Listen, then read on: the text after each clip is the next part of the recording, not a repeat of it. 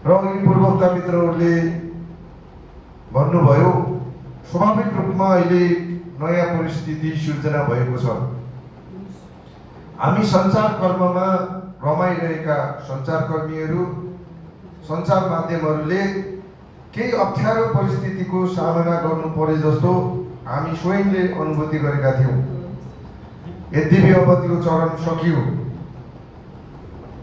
त्यो चरण सकिरहँदाखेरि अब समाजलाई अगाडि बढाउने सवालमा, विभिन्न क्षेत्रहरूको मनोबल उच्च बनाउने सवालमा, स्वयं सञ्चार कर्मलाई अझै बलियो बनाउने सवालमा हामीले पत्रकार महासङ्घको तर्फबाट देशव्यापी रूपमा सबै शाखाहरूलाई, सञ्चारकर्मी साथीहरूलाई अझै उच्च मनोबल बनाएर आफ्नो कर्म गर्नुस् भनेर चाहिँ हामीले भनिरहेको अवस्था छ।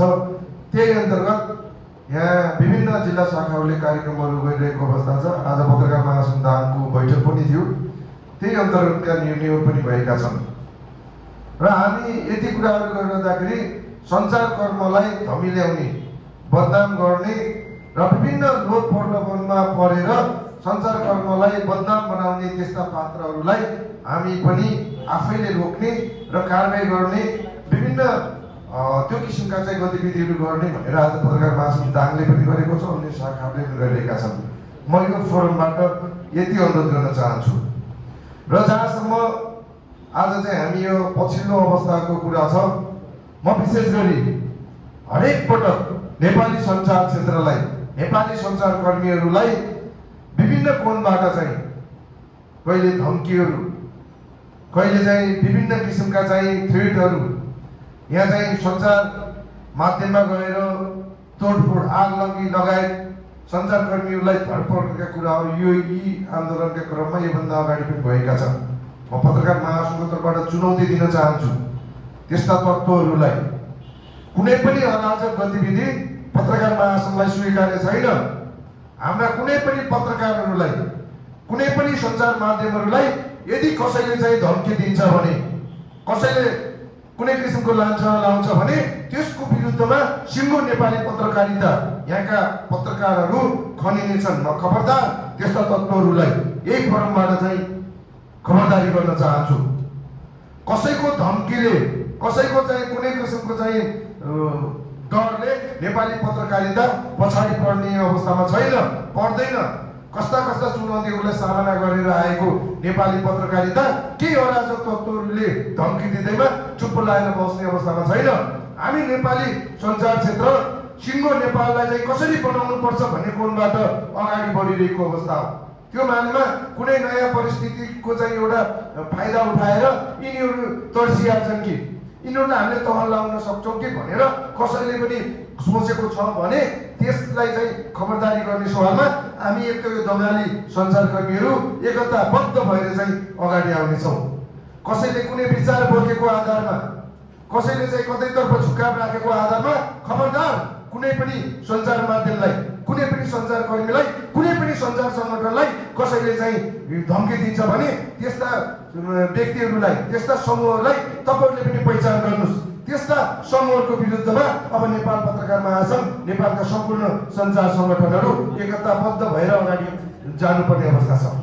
आन्दोलन गर्ने, आफ्नो आफ्नो अधिकार, मलाई यस्तो भएन भनेर चाहिँ अरूलाई धारे हात लगाउने, आफू चाहिँ कुनै चाहिँ व्यक्तिको चाहिँ गुणगानमा चाहिँ रमाउने, तर अरूलाई चाहिँ यसको चाहिँ गुणगान नगा भनेर भन्न सुहाउँछ। पहिला आफू इमान्दार बन्नु परेन। कसैलाई चिनी नखा भन्नको लागि त पहिला आफूले चिनी छोड्नु पर्यो नि त। तर आफू चाहिँ एउटाको चाहिँ पिछुलक्कु बन्ने, त्यो पिछुलक्कु चाहिँ बनिरहँदाखेरि मुलुककै चाहिँ यो अस्मिता कतातिर पुग्ने हो, मुलुक रहने हो कि रहने होइन, मुलुकमा चाहिँ कस्तो अवस्था आउने हो भन्ने कुराहरूको हिक्का नराख्ने।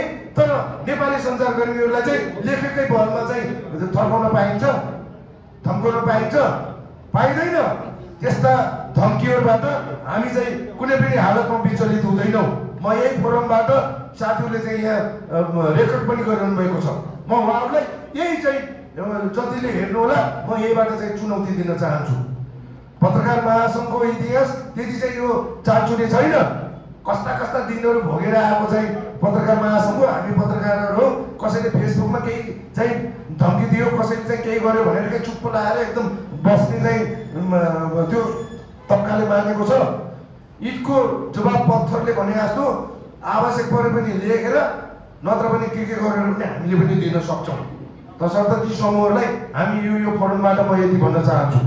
तसर्थ म फेरि पनि प्रेस युनियन दाङलाई कति पनि अविचलित नभएर स्वाभाविक रूपमा प्रेस युनियन, प्रेस चौतारी, यहाँ चाहिँ प्रेस सङ्गठन, जनपत्रकार सङ्गठन, अझै अन्य सङ्गठनहरू पनि आफ्नो सङ्गठनलाई अझै बलियो बनाएर अझै चाहिँ आफ्नो प्रभावकारी कार्यक्रमहरू सहित समाजमा जानुस्।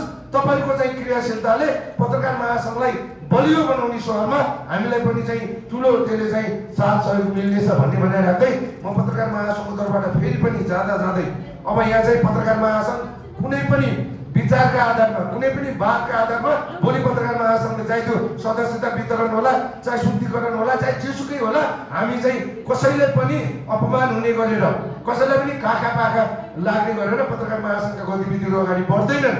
हामी चाहिँ क्रियाशील पत्रकार छ भने चाहे त्यो सङ्गठनमा लागे होस् चाहे नलागे होस्, त्यसले सदस्यता पाउनुपर्छ, त्यसले अवसरहरू पाउनुपर्छ भन्ने कोणबाट हामी अगाडि बढेका छौँ।